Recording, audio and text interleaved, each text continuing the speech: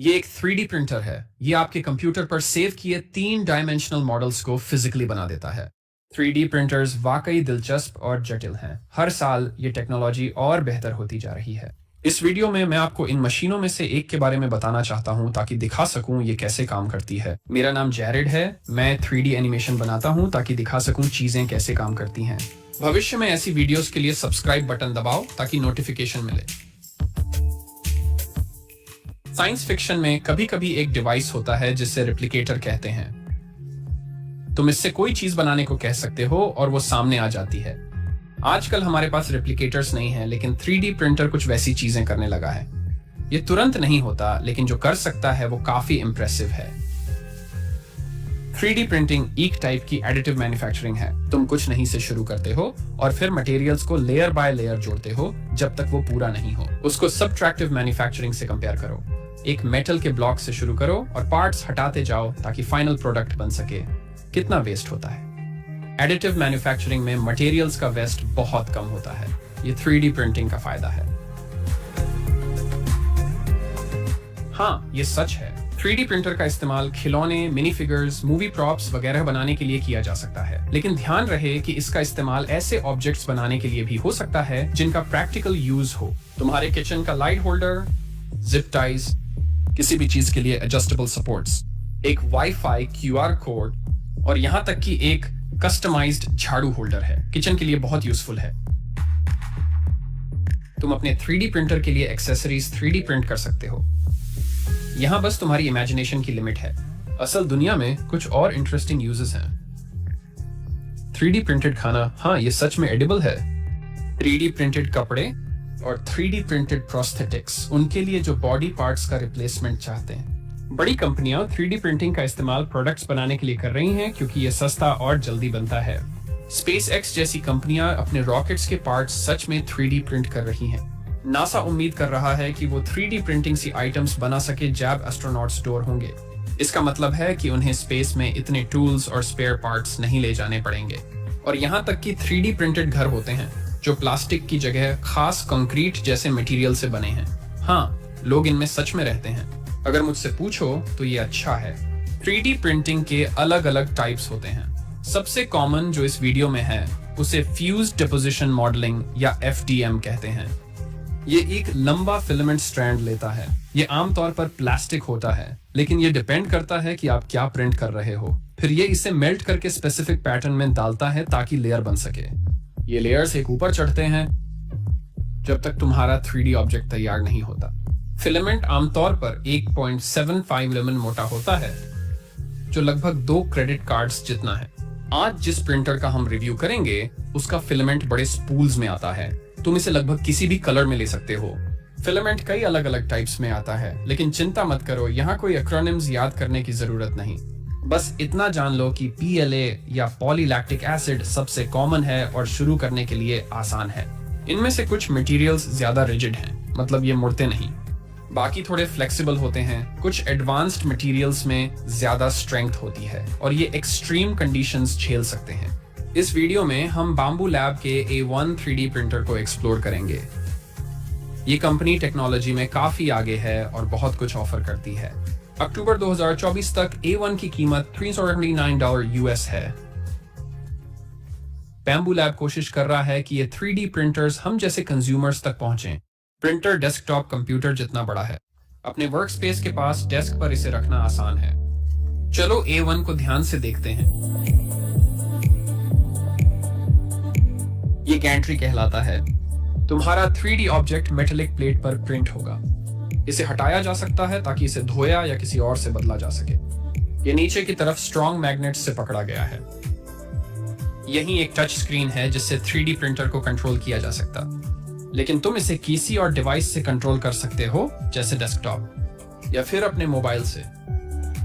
Machine के ऊपर एक प्लास्टिक सपोर्ट आर्म है जो फिलामेंट स्पूल को होल्ड करता है। फिलामेंट का एंड हाथ से इस ट्यूब के ओपनिंग में डाला जाता है जो यहाँ दिखाया है।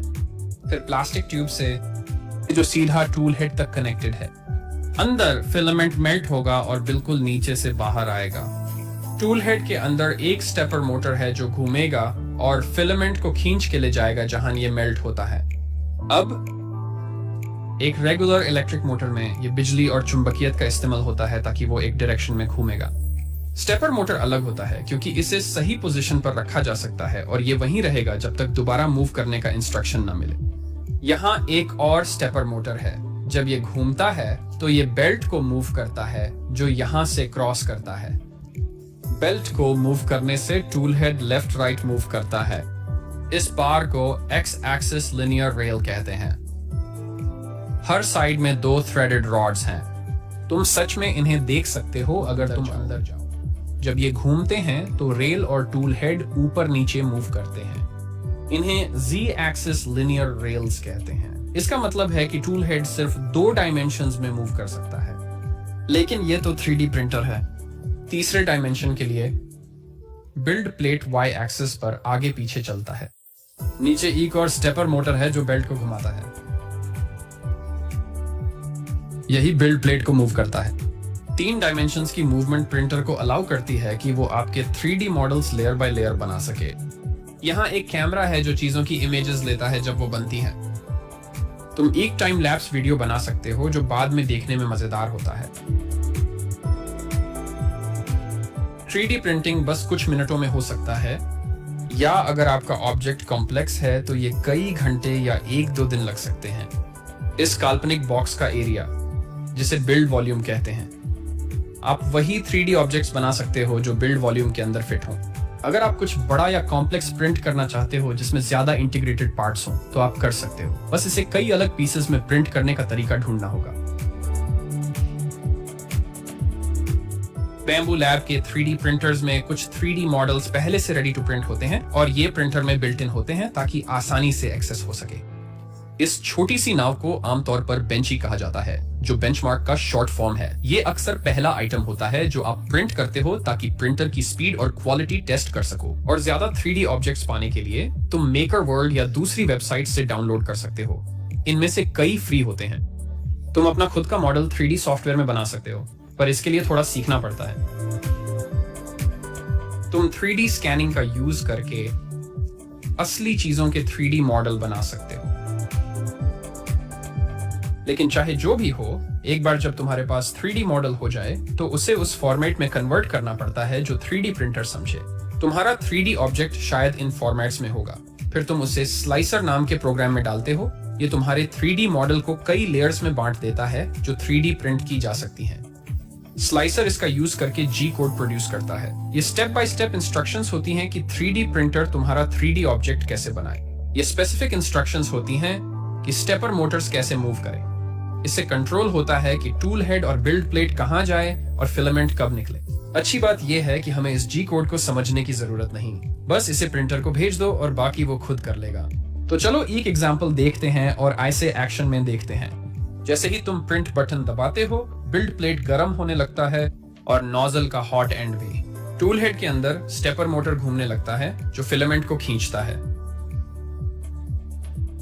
नीचे वाला हिस्सा, जिसे नोजल कहते हैं, वो बहुत गर्म हो जाता है। अगर आप PLA यूज कर रहे हो, जो सबसे कॉमन फिलामेंट टाइप्स में से है, तो ये 220 डिग्री सेल्सियस तक गर्म होगा। भले ही प्रोटेक्टिव कवर हो, पर प्रिंटिंग प्रोसेस के दौरान आप नहीं चाहोगे कि आपके हाथ इसके पास आए। इस पॉइंट पर टूल हेड लेफ्ट साइड पर आ जाएगा और फिलामेंट पर्ज करना शुरू करेगा ताकि ये श्योर हो सके कि फ्लो हो रहा है। इसे पर्ज्ड फिलामेंट कहते हैं या कैजुअली प्रिंटर पूप भी बोलते हैं। हाँ, प्रिंटर को इसे रखना पड़ता है। कई लोग 3D प्रिंट करके एक कंटेनर बनाते हैं ताकि सारा पर्ज्ड फिलामेंट कलेक्ट हो। अब जब फिलामेंट फ्लो हो रहा है, 3D प्रिंटर प्रिंटिंग के लिए और स्टेप्स लेगा तैयार होने के लिए। इनमें से एक को बेड लेवलिंग कहते हैं। ये इंश्योर करता है कि बिल्ड प्लेट लेवल हो। कोई ऑफसेट 3D प्रिंट में फ्लॉज ला सकता है। बेड लेवलिंग में आमतौर पर कुछ मिनट लगते हैं। Modern 3D printers bed leveling को ऑटोमेटिक बना देते हैं, पहले की जनरेशन के 3D प्रिंटर से ज्यादा आसान। प्रिंट शुरू होने से ठीक पहले ये आमतौर पर आगे कुछ लाइंस खींचता है ताकि फ्लो सही हो सके। बिल्ड प्लेट के पीछे नोजल वाइपर होता है। ध्यान रखना कि हॉट एंड साफ हो, और ये सब करने के बाद हम प्रिंटिंग शुरू करने के लिए तैयार हैं। पहली लेयर बहुत इंपॉर्टेंट होती है क्योंकि इसे अच्छे से चिपकना होता है। इसी वजह से बिल्ड प्लेट को हीट किया जाता है। बिल्ड प्लेट आमतौर पर टेक्सचर्ड होती है ताकि ये बेहतर चिपके, लेकिन कभी कभी स्पेशल ग्लू का यूज होता है। अक्सर प्रिंटर पहले लेयर का आउटलाइन ड्रॉ करेगा और फिर अंदर का हिस्सा। इस अंदर के हिस्से को इनफिल कहते हैं। तुम इसे सॉलिड बना सकते हो, लेकिन ये फिलामेंट की बर्बादी होगी। लगभग 15% इनफिल करना आम है, बस इतना कि अंदर स्ट्रक्चर मिल जाए ताकि शेप बनी रहे।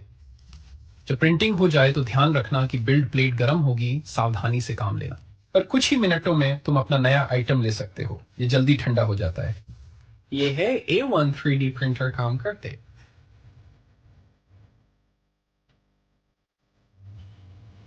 चलो इस 3D मॉडल को देखें। जब इस मॉडल के ओवरहैंगिंग हिस्से को प्रिंट कर रहे हो तो हवा में प्रिंट करना पड़ेगा, जो सही से नहीं हो सकता। इसके लिए सपोर्ट्स जोड़ने पड़ेंगे। वो हरे पेड़ जैसे स्ट्रक्चर वही सपोर्ट्स हैं। एक और उदाहरण, चलो गेटवे आर्च प्रिंट करने की कोशिश करें। मेरी पिछली वीडियो में हमने देखा था कि कंस्ट्रक्शन में एक्स्ट्रा सपोर्ट्स के बिना वो गिर जाता।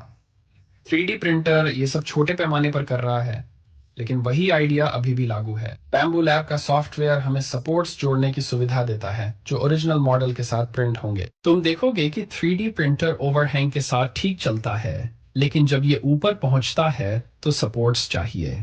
जब प्रिंटिंग खत्म होती है, सपोर्ट्स तोड़ सकते हैं।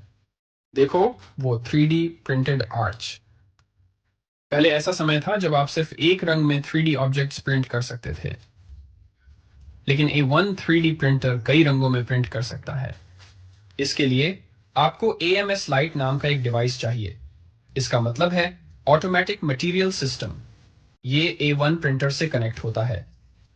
आपके पास 4 अलग फिलामेंट स्पूल्स के लिए जगह है और फिर 4 साफ प्लास्टिक ट्यूब्स होती हैं, जो AMS लाइट को A1 प्रिंटर से जोड़ती हैं।